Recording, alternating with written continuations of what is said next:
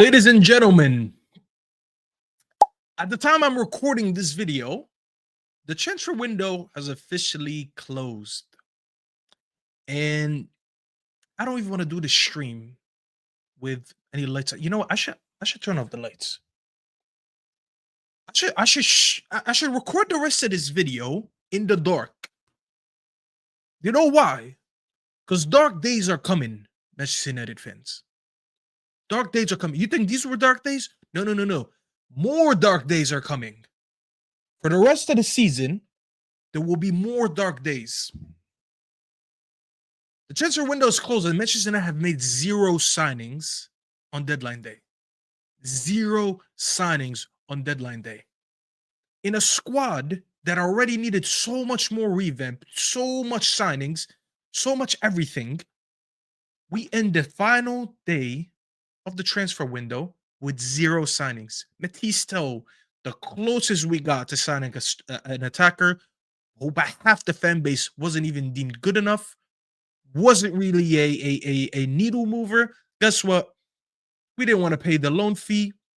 He ends up going to Spurs, and we're stuck with nothing. I mean, I don't even know how to unpack all this. There's so many things that I want to talk about, and it's just like I don't know where to start from.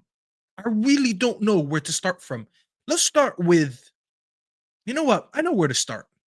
We'll start with the fact that we're sitting 13th in the Premier League this season. We sacked Ten Hag mid-season. We hired another manager who wanted to come in the summer, but we forced him to come in now. We told him it's now or never. He comes in now. He struggles with the results in the Premier League mainly. Struggling to teach a squad a new system mid-season. Deals with players that the board wants out and wants to move on because of their wages. We proceed to loan out Rashford to Aston Villa. We proceed to loan out Anthony to Real Betis.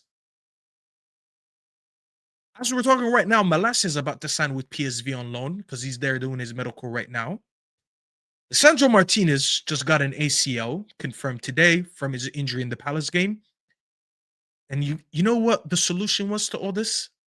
We gave him Patrick Dorgu, a 20-year-old who played what, 1.5 seasons in Italy? That's it. I don't know what people are going to say. Oh, yeah, but we signed Diego Leon and we signed Aiden Heaven. Guess what? These guys are teenagers. They're not ready for first team football. They're not ready to come into this team and make an impact. We signed one senior player who's 20 years old, so we already lacks a lot of experience, not even from this league.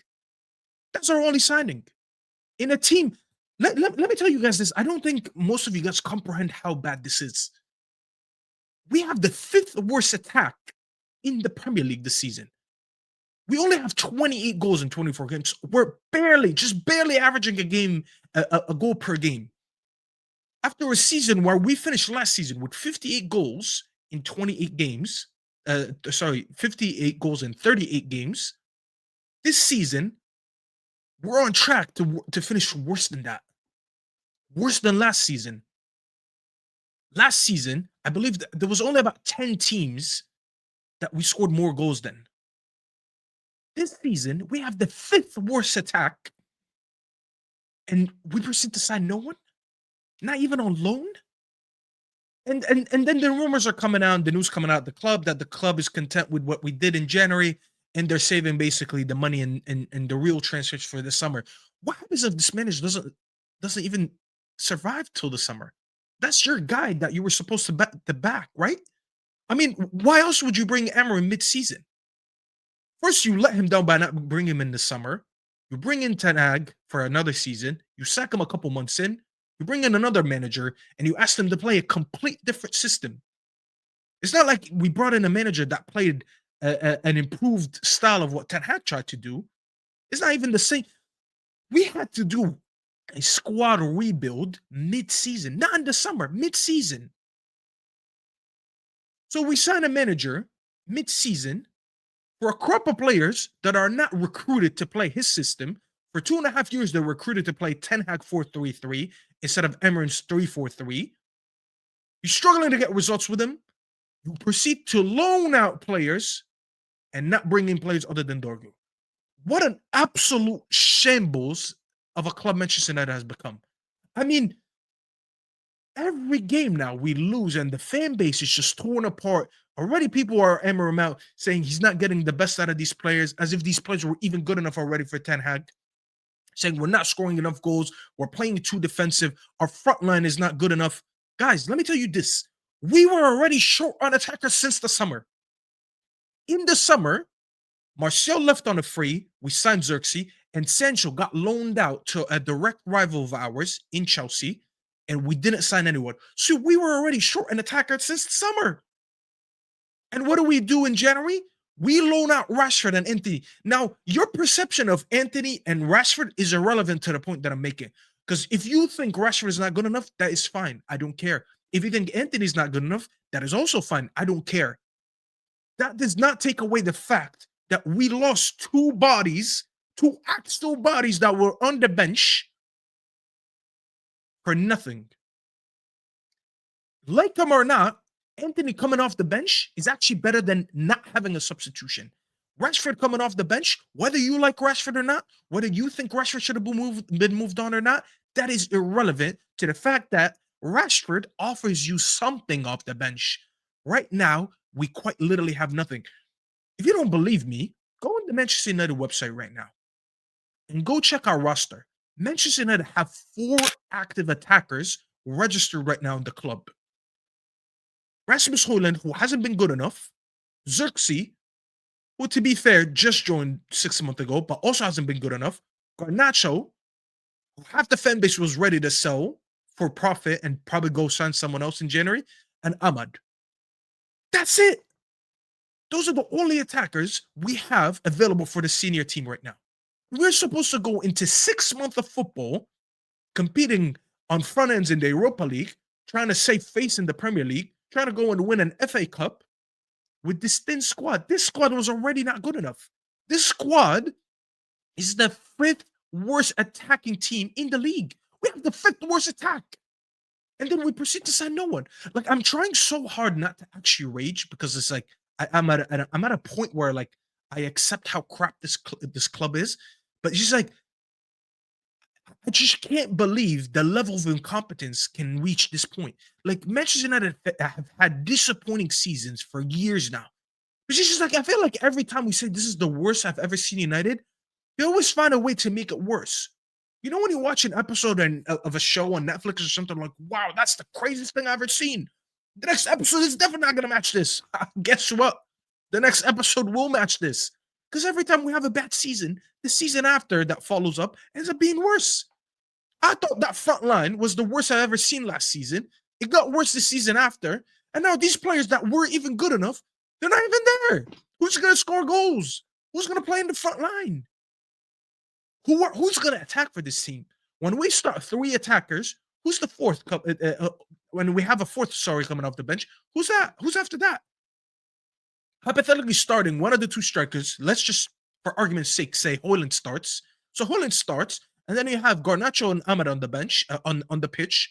That means that Xerxes is the only attacker left on the bench, and that's it. What happens if we get another injury? What happens? It's actually insane the level of incompetence this club has reached. And we signed Dorgo. And listen, now I already feel bad for Dorgo because he's the only signing coming in that's going to play for the club. And now people are going to put pressure on him. And the argument when we don't play good and we don't win, it's going to be like, oh, why did we pay this much money on him? We were never one player fix away from being a good team anyways. We needed multiple. And if you can't get them all in January, I understand that. But there's opportunities. I'm seeing Aston Villa getting Asensio, taking Rashford off us, getting Disasi last minute because Tyrone Mings is going to be out for a while now. They got Malen from Dortmund. Got Malen, who's not even that good. They signed him, and we would do with Malen right now. I'll be honest with you. And then even Joao Felix. Joao Felix, now he's going to AC Milan. Half of us didn't even think he was good enough. I didn't even personally want him, but we couldn't even get that. And then Bailey, half the fan base didn't want Bailey. He's not even coming. And Nkunku. I mean, how long did we talk about Nkunku until for? Now, Nkunku ends up staying at Chelsea. We couldn't even get him on loan until we refused to pay his loan fee. Now he's going to Spurs. Our competitors have strength. And we have, I'll be really honest with you. You can feel whatever you want about Emery. I've been fighting Emery's corner for a minute now, and I'll continue to fight his corner until the end of the season. You can feel however you want on him, but you cannot say that this manager has not been let out hung out to dry right now. He's being hung out to dry by Ineos.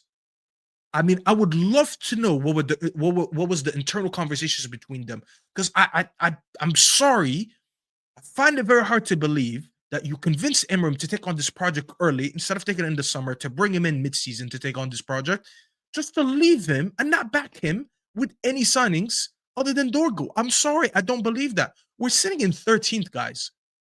I'm finding it hard to watch United games because of how poor this team is. This team is just so bad.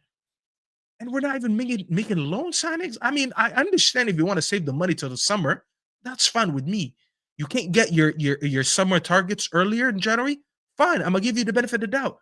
But you cannot tell me that you couldn't even shoehorn a January signing, sorry, a loan January signing. I mean, over the last few years, I've seen Igalo come in on loan. Not ideal, but it was something. Veghorst came in on loan. It wasn't ideal, but it was something. I've seen Sabitzer coming on loan. It wasn't ideal, but it was something. Now I'm looking at it, we can't even do that no more. I honestly feel for Emram so much. I feel for him so much. His task right now to do anything with this squad is almost impossible. And listen, you guys can sit here and talk about the results and all that. That's fine. I understand. When the results are bad, not everyone is rational enough to actually look at the issue and say, you know what, the results are bad, but there's so many things that are out of his hand. He's being oh my god, he's being tasked to do the impossible right now. He's being tasked to get a squad that hasn't performed well in 2.5 years to now perform well under him in a different system than the one that they were used to. By the way, they weren't even good at. They were bad at the system that they were recruited to play in. So now he's asked to teach him a new system while he's loaning out and selling players and actually not getting in anyone, bar one left wing back who's 20 years old. I mean, what are we even going to do in the backline for the rest of the season? We're going to use Heaven? Our backline options, with Lissandro now being out, are Maguire, Euro, Delict, and maybe now Mazraoui is forced to play center back until the end of the season. I mean, what are we going to do? Now Heaven has to play? The kid that we probably signed to use in the future? Now he probably has to take a part of the senior team. And that's it. I'll be really honest with you. It's really not looking good. It is actually not looking good at all. And as I said, you can feel about Emery what you want. You can say, "Oh, I don't even like playing three in the back. I don't like this. I don't like that." That's fine. It's so subjective. I'm not mad if you feel that way. But anyone who's going to look at this manager for the rest of the season and actually say that he should have done better with the way this squad is so depleted and the lack of backing that he got, I can't see it that way. I can't see it that way. And I'm sorry. I can't. No matter what happens for the rest of the season, no matter how bad it gets, I'm sorry. I cannot accept this manager to get any blame for the lack of incompetence from Ineos. I mean, honestly, man, absolutely embarrassing. Let me know what you guys think in the comments. Make sure you like the video. Subscribe if you haven't yet. I'll see you guys on the next stream. Take care.